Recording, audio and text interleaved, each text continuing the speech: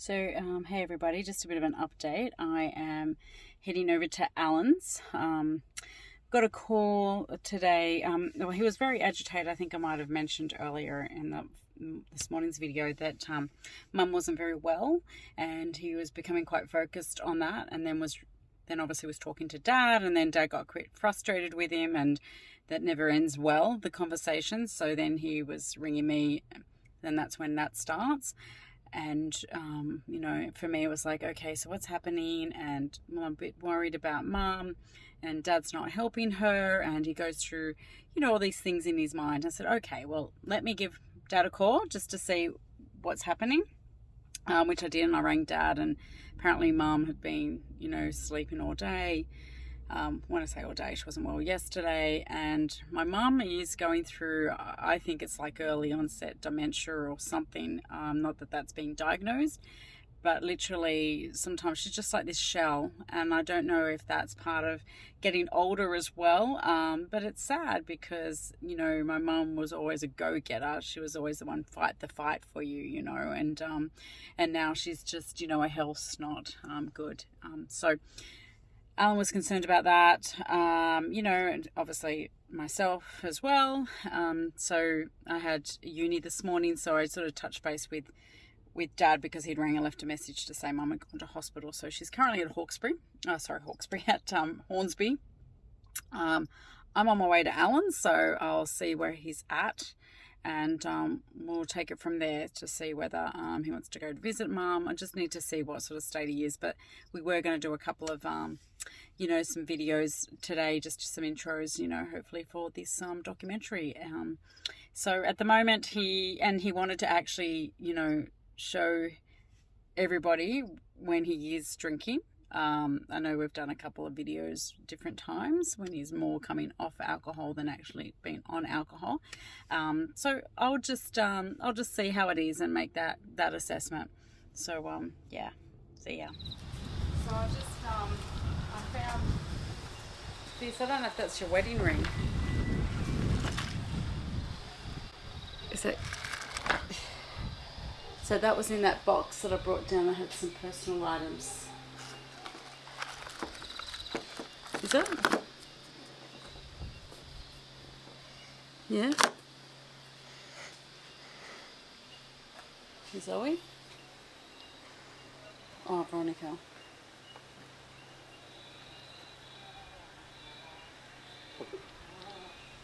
Do you want me to take it back? Or? I just thought you'd like some. It's alright, it's alright.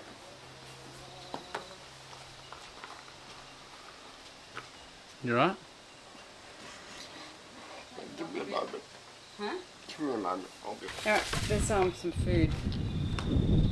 Say food.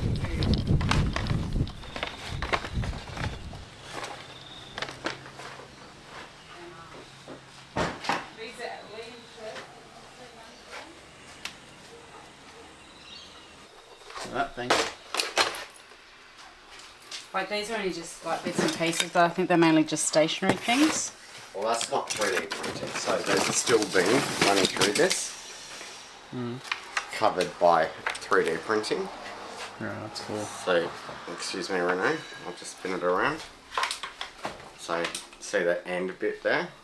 Yeah. That's actually what it's made of. Yeah, that's cool.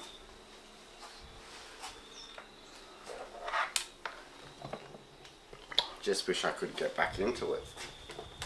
You can. I don't feel like it.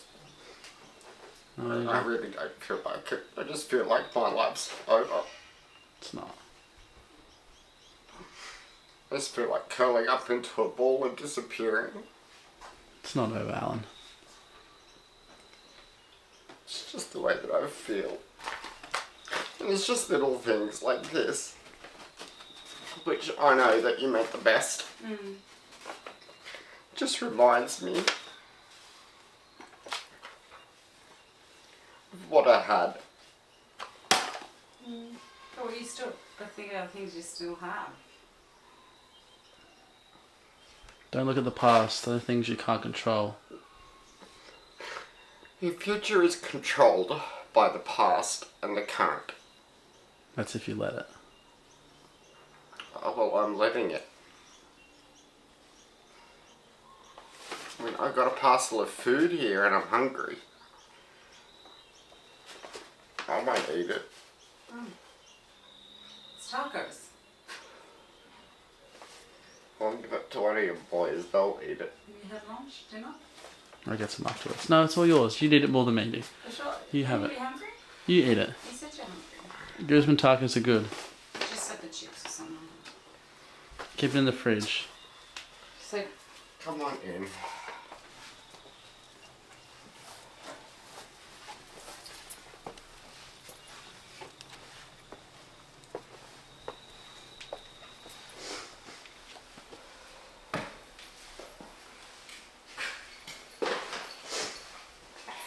Welcome to my humble hovel. what are your thoughts about doing this documentary, Alan? Oh, sorry, I didn't know you were talking to. I think it's very important. Mm-hmm.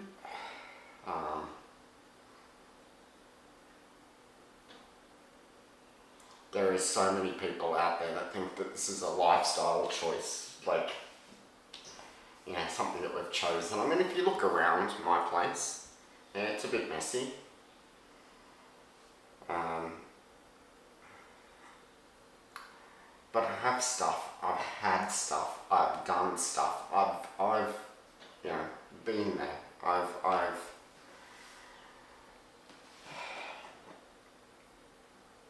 had a life.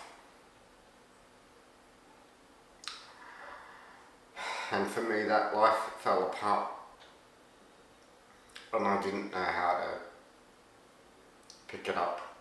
And do you reckon you think it fell apart? Like, this would be really good to let people know, right? You know, for me, it's interesting to tell this story as a family as well, that a lot of families are going through this, and that fear and the stigma and the shames prevents families from talking about it, which doesn't help then the person, the individual as well. It fell apart very quickly for me.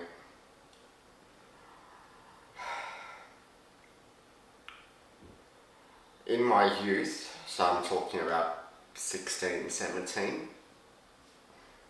I had a friend, Peter Carabas.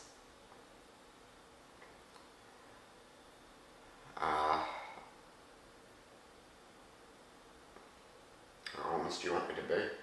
Yeah, well, we can put things in, and then obviously this comes down to what you want to... We stole a bottle of Midori from my sister. Oh, I didn't know that. Is that where Midori went? Yeah, that's where Midori went.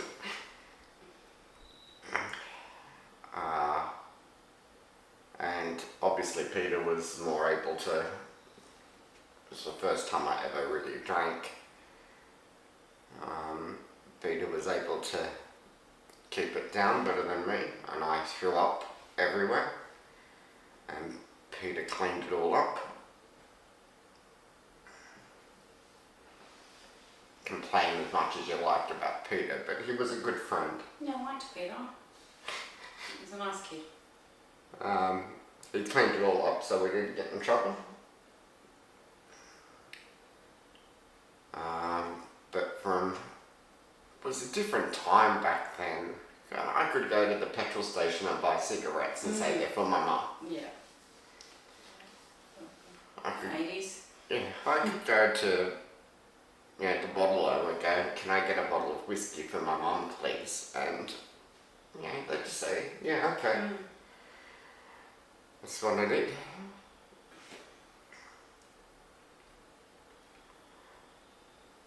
So from about 18, I've been drinking.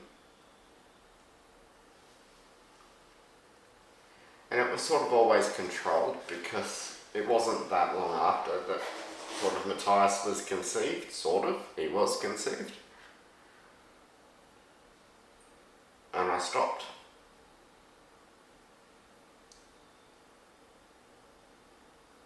And then we separated. And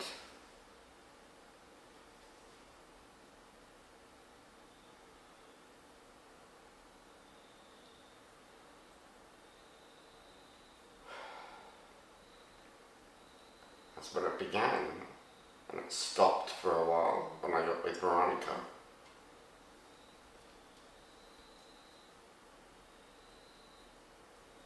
And then after Veronica, I just gave up.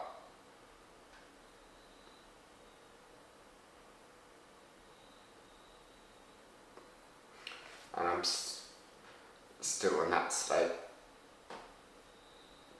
I don't really care.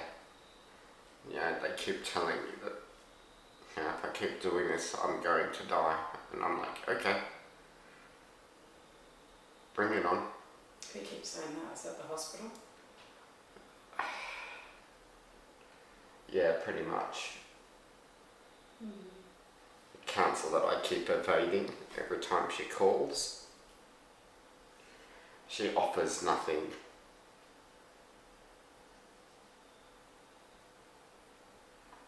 I know there was a time when you were doing quite well. Do you reflect on that at all? Like, what was it like around you?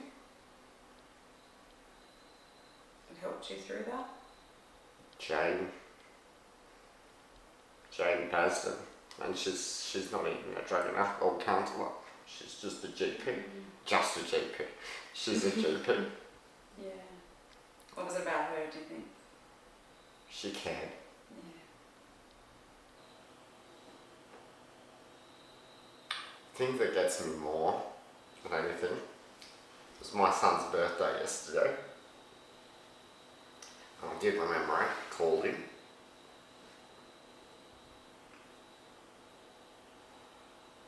But, you know, little requests. Can I have my throttle and joystick back? And I used to be able to just go, yep, on my way. Can't do that. And it's not even because I don't have a car. Even if I had a car, I couldn't do it. It's because I'm a drunk.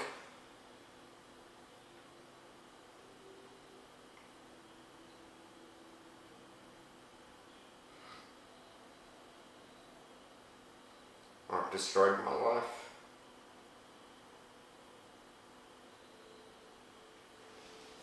Do you think you feel like that every day, or it's just today's a bad day? Because there's some days where you're quite positive. There's moments in days that I'm quite positive, Mm. but all the days I think that.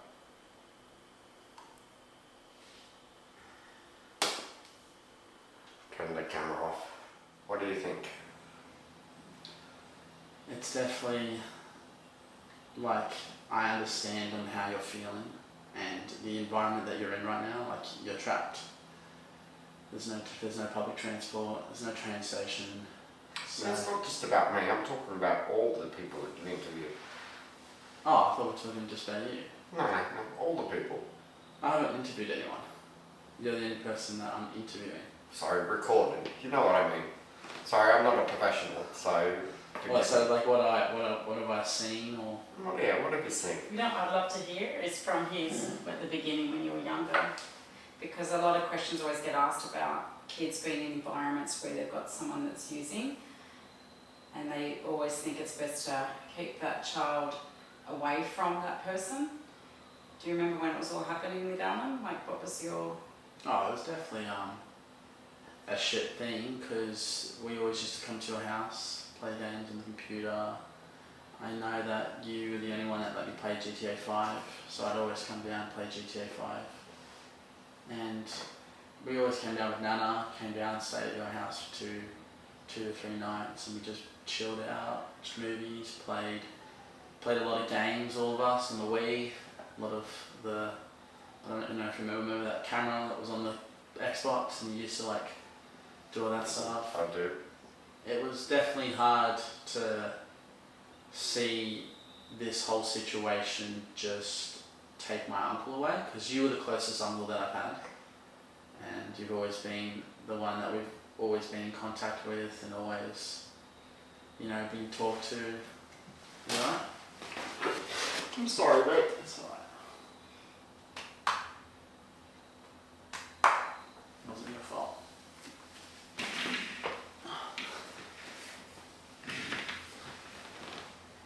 alright? Yeah, I'll be fine. It's like therapy sessions. It was, yeah, it's very, it was very sad, like it was, like, you know, it hurt us all, even Rowan was feeling it really bad too, just to see, just like, we slowly like losing Uncle Allan, the one we grew up playing games with, taught us everything we know about how, like, that's why we all are so good at games, because of you. You built our PCs, you've done a lot of things for us that's really helped us, and to see the situation just eat you alive and just push you to the outskirts of like everything. Like it's a very shit scenario, and when the way we see you now, we just like it's shit, you know.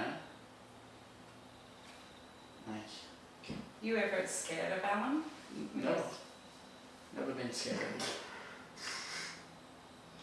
Do you think it's, I guess from you now as a 20-year-old, would you ever think it was wrong that I exposed you to No. that relationship? I think every family needs to know, like they don't have to just hear one side of it, they have to hear both sides, you know. It's like if you tell someone, if you don't expose them to the stuff that's, you know, that's hard to expose, then you don't get a full understanding of the actual story. You chose to then say, if you never told us what's actually happened, then everyone would just think Alan's the bad guy.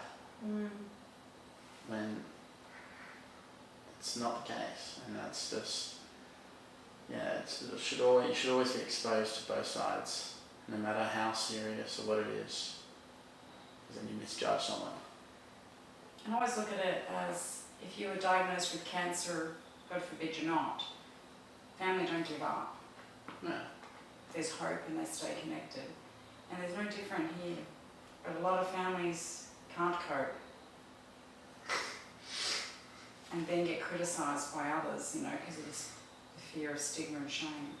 And I think it just compounds the healing, the recovery.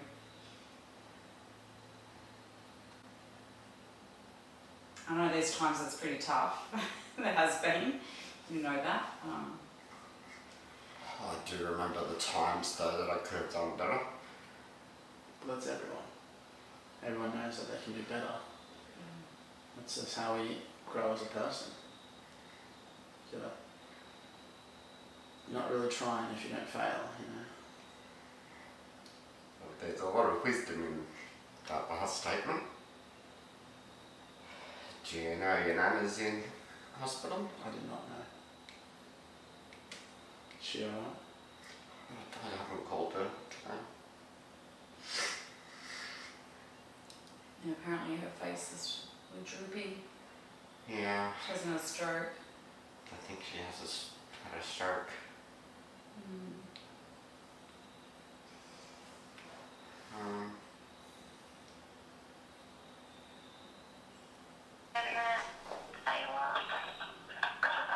When did she come to emergency? This afternoon sometime, lunchtime. Lunchtime, okay.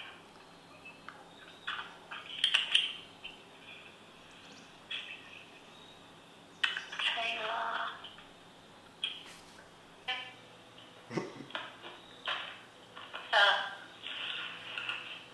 Hello. Hello, how you doing? Hey Mum. Hello. That's Renee. Can you hear her? Yes, What's happening? I can.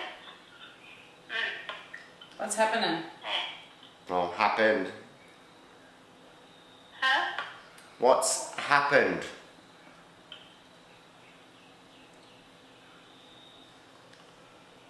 Mum? What do you mean what happened? Well, you're in hospital. Why? What happened? Oh.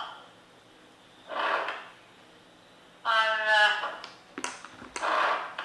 in here because of the diabetes. The diabetes. Do they think you've had a stroke, Mum, or not? Do they think you've had a stroke or not?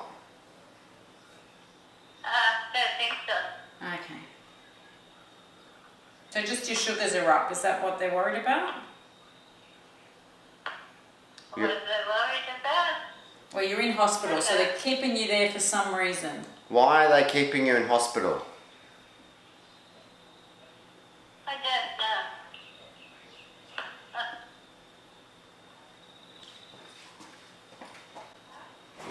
know. You don't know. Okay, I'll call back and ask for your doctor. I think you do that if you want to. How are you doing? Oh, I'm okay. I'm cold. You're cold. Yeah, press the button that you've got. Have they given you the button? No.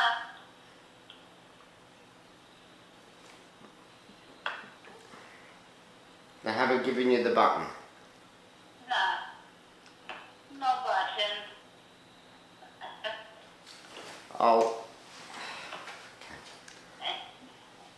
I'll call back and try to get in contact with a nurse and then your doctor.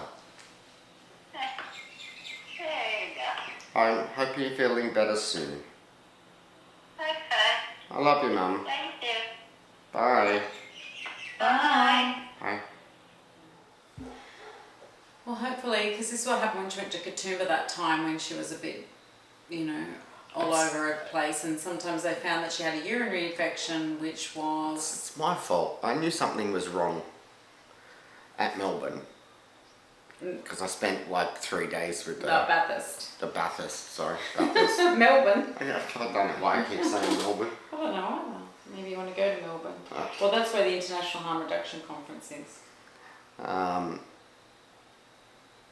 But she just didn't seem right.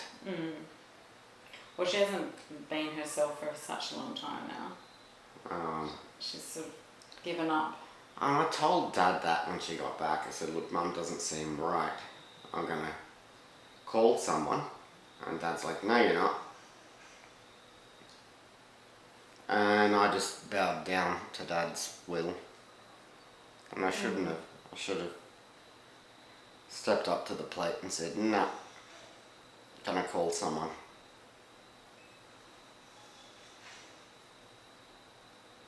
But yeah, see, sometimes this, I know it has a lot to do with if she has urinary infections, and then I do believe there's something to do with that protein in the infection, which impacts memory and confusion, because when they start putting her on antibiotics, she starts to come back, back in the living, so to speak. She got better in Melbourne because we ate kind of well, like sushi and stuff.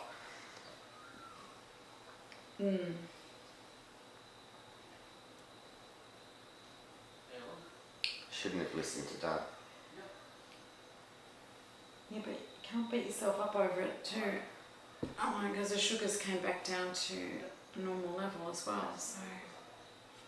So Dad says, but...